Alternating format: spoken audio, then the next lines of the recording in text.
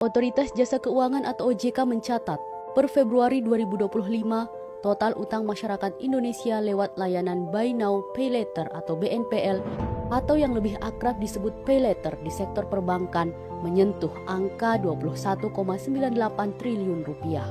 Meski angka ini sedikit turun dari posisi Januari 2025 yang berada di 22,57 triliun rupiah, secara tahunan justru terlihat kenaikan yang cukup signifikan, yakni sebesar 36,6%. Tren peningkatan penggunaan layanan pay later di Indonesia dipengaruhi oleh berbagai faktor yang mencerminkan kebutuhan dan perilaku konsumen.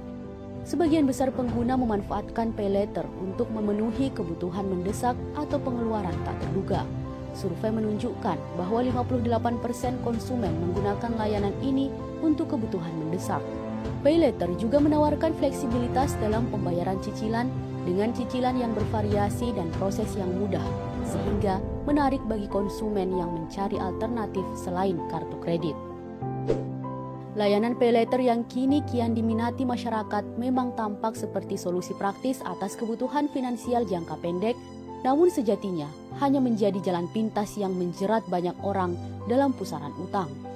Akar persoalan yang lebih dalam terletak pada belum tercapainya kesejahteraan masyarakat secara menyeluruh, di mana masih banyak yang belum memiliki pekerjaan layak dan penghasilan yang cukup, sementara biaya hidup terus melonjak tanpa diiringi peningkatan daya beli. Dalam kondisi terdesak dan pilihan yang terbatas, utang pun menjadi satu-satunya jalan untuk bertahan, meski hal ini justru dapat menimbulkan beban psikologis, resiko gagal bayar, hingga konsekuensi moral dan spiritual seperti terjerumus dalam perbuatan dosa. Kondisi ketidaksejahteraan yang dialami rakyat saat ini tak bisa dilepaskan dari cengkraman sistem kapitalisme yang menempatkan kepentingan segelintir elit di atas kebutuhan mayoritas. Dalam sistem ini, negara lebih berperan sebagai regulator yang sekedar mengatur jalannya roda ekonomi, bukan sebagai pelayan sekaligus penanggung jawab utama dalam memenuhi kebutuhan asasiah rakyat. Termasuk dalam hal penyediaan lapangan pekerjaan yang layak dan merata, negara kerap kali abai membiarkan rakyat harus berjuang sendiri di tengah ketimpangan ekonomi yang makin lebar. Sementara kesejahteraan justru menjadi hak istimewa bagi mereka yang berada di lingkaran kekuasaan dan modal. Sistem kapitalisme yang mengabaikan peran agama dalam kehidupan juga telah membiarkan transaksi utang piutang dengan riba menjamur di masyarakat. Sebab orientasi dari sistem ini adalah keuntungan. Apapun yang mendatangkan keuntungan boleh diambil dan dimanfaatkan meskipun melanggar syariat Islam. Oleh karena itu, selama sistem kapitalisme diterapkan tidak akan terwujud kesejahteraan di tengah masyarakat. Masyarakat pun hanya akan ditawarkan solusi-solusi pragmatis oleh negara dan pihak swasta dalam menyelesaikan kesulitan ekonomi mereka. Dan pada hakikatnya, solusi-solusi tersebut hanya menguntungkan mereka, yakni para pemilik modal.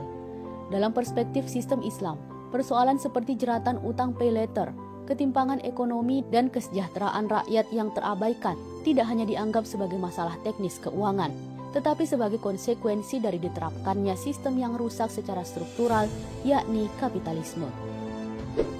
Maka solusi yang hakiki seharusnya bukan sekedar tambal sulam, melainkan perubahan menyeluruh terhadap sistem kehidupan, yakni dengan menerapkan syariat Islam secara kafah di bawah institusi khilafah.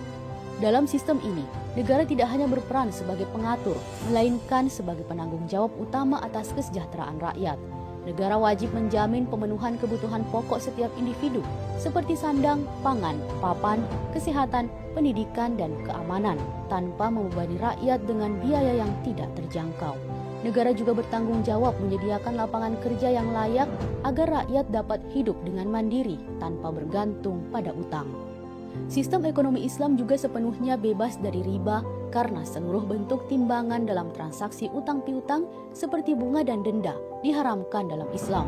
Sebagai gantinya, khilafah akan mengelola sistem keuangan berbasis akad-akad syariah. Selain itu, negara juga akan menjaga distribusi kekayaan agar tidak terpusat di tangan segelintir elit dengan mengelola kekayaan milik umum seperti sumber daya alam untuk kemaslahatan seluruh umat.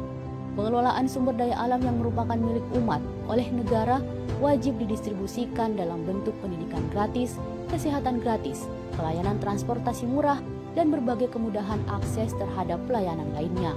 Dengan demikian, Masyarakat tidak akan terdorong untuk mencari solusi instan melalui paylater atau bentuk utang ribawi lainnya, karena kebutuhan pokok dan dasarnya telah dijamin oleh negara.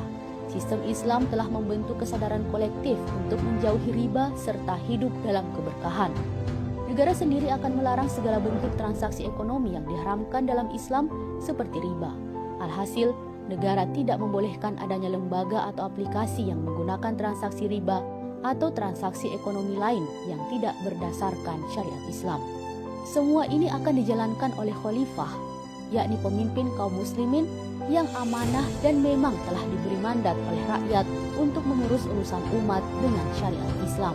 Sebagaimana hadis Rasulullah SAW berikut, imam atau khalifah atau pemimpin adalah penggembala atau pengurus, dan ia bertanggung jawab atas rakyat yang dipimpinnya.